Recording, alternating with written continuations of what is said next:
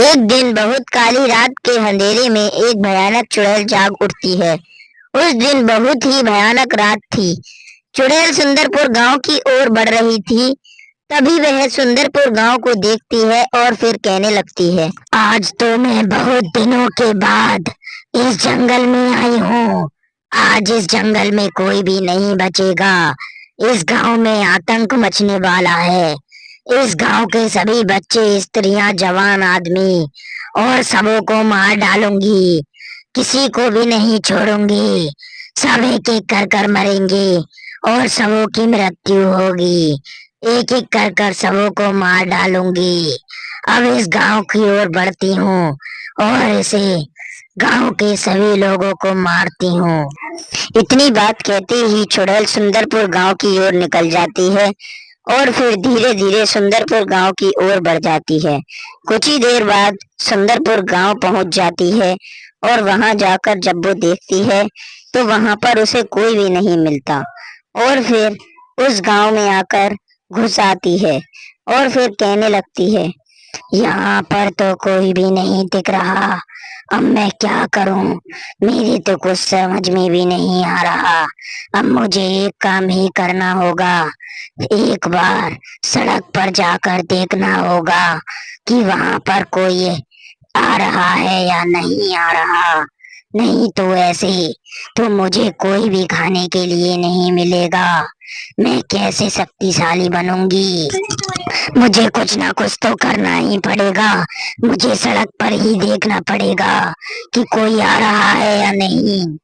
इतनी बात कहती ही चुड़ैल वहां से सड़क पर निकल जाती है और कुछ ही देर के बाद चुड़ैल देखती है कि उसके सामने से एक व्यक्ति आ रहा है।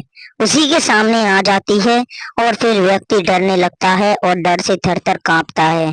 चुड़ैल फिर उसे देखती है और वह लड़का बहुत ही घबरा जाता है। चुड़ैल उसे देखने के बाद उससे कहती है, अब तुझे ही खाऊंगी। तू मुझे बहुत ही स्वादिष्ट लग रहा है। तुझको उठाकर ले जाऊंगी यहाँ से। अपनी जगह जाकर तेरा खून पीकर शक्तिशाली बन जाऊंगी। तभी चुड़ैल उसे उठाकर ले जाती है और फिर उसे उठाते उठाते आसमान में उड़ा ले जाती है। उसे उड़ाते हुए अपनी जगह ले जाती है। दूसरी तरफ सुंदरपुर गांव में हल्ला कट जाता है कि गांव का एक व्यक्ति को चुड़ैल उठाकर ले गई है और सभी व्यक्ति चर्चा करने लगते हैं। अरे मुखिया जी, क्या आपको पता है वो चुड़ैल हमारे भाई को उठाकर ले गई है? तुम्हें पता है ये बात या नहीं पता? वो घूंघट वाली चुड़ैल बहुत ही खतरनाक होती जा रही है। ऐसे तो वो धीरे धीरे कर कर हमारे सभी गांव वालों को मार डालेगी और हमारे गांव में तो एक भी व्यक्ति नहीं बचेगा और पूरा गांव एक शमशान घाट में बदल जाएगा। हमें क्या करना चाहिए अब सेठ जी? आप ही कुछ बताओ। अरे मैं क्या बताऊं तुम्हें। हम क्या कर सकते हैं इसमें। हमें बस एक ही काम करना होगा कि गांव के हम जितने भी व्यक्ति हैं सबों को वहीं पर जाकर उस चुड़ैल को मार गिराना होगा। वो चुड़ैल मर जाएगी और ये सारी बला भी वहीं पर टल जाएगी। हम सब मिलकर ही उसे मार सकते हैं। अकेला बंदा कोई भी नहीं मार पाएगा। ठीक कह रहे हो सेठ जी, हमें ऐसा ही कुछ करना होगा। नहीं तो धीरे धीरे कर कर वो चुड़ैल सभी गांव वालों को मार डालेगी। वो घूंघट वाली चुड़ैल घूंघट ढक कर आती है और इंसानों को उड़ा कर ले जाती है। अब हमें गांव के लोगों से बात करनी होगी।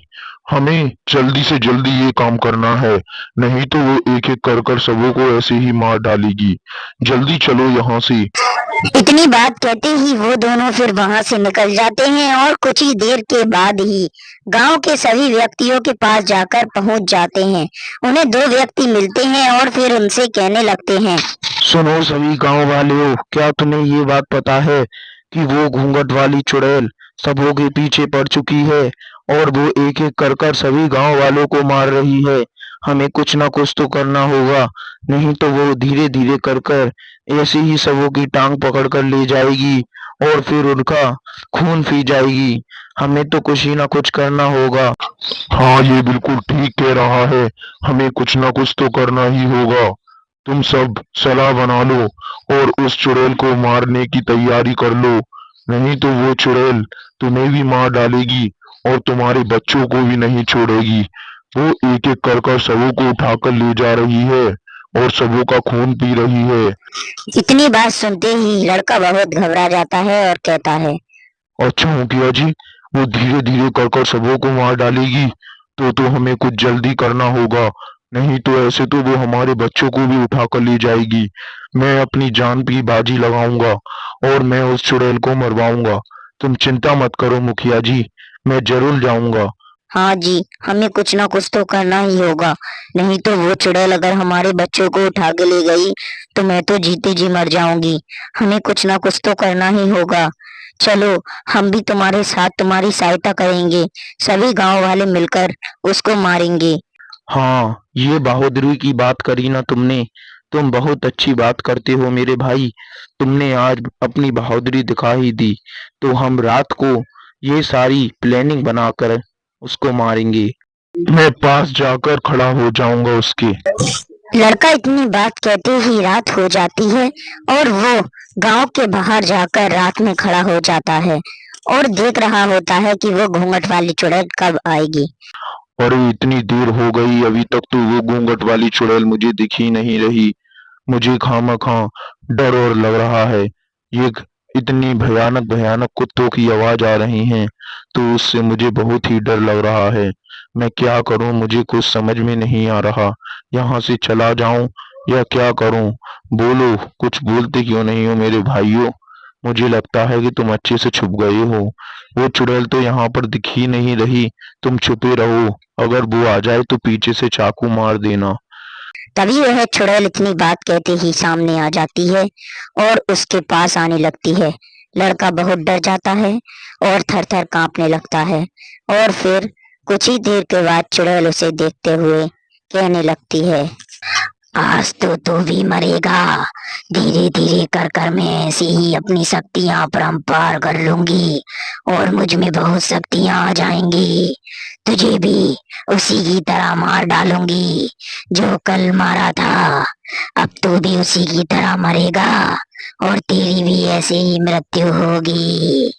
तभी वह चुड़ैल उसकी तरफ बढ़ती ही है। कुछ ही देर के बाद पीछे से दोनों के दोनों वो आने लगते हैं और फिर वही मुखिया पीछे से आकर उसमें चाकू ही चाकू मारने लगता है और फिर कुछ ही देर के बाद चुड़ैल फड़फड़ाने लगती है और चिल्लाती है, मुझे लग रहा है कौन है मेरे पीछे, अभी देखती हूँ। तभी वह चुड़ैल उसे भी मारने लगती है। कुछ ही देर के बाद वो भी उससे लड़ने लगता है पर उसकी वहीं पर मृत्यु हो जाती है और फिर कुछ ही देर के बाद लड़ने के बाद वो भी वहीं पर मारा जाता है और फिर मर जाता है। पीछे से लड़का तभी अपने चाकू उठाता है और फिर चुड़ैल में धीरे धीरे मारने लगता है। चुड़ैल फिर चिल्लाती है, आ आ ये कौन है, अब पीछे से कौन मुझे मार रहा है? छोड़ दे मुझे, छोड़ दे, मैं मर जाऊंगी। मुझे क्यों मार रहा है?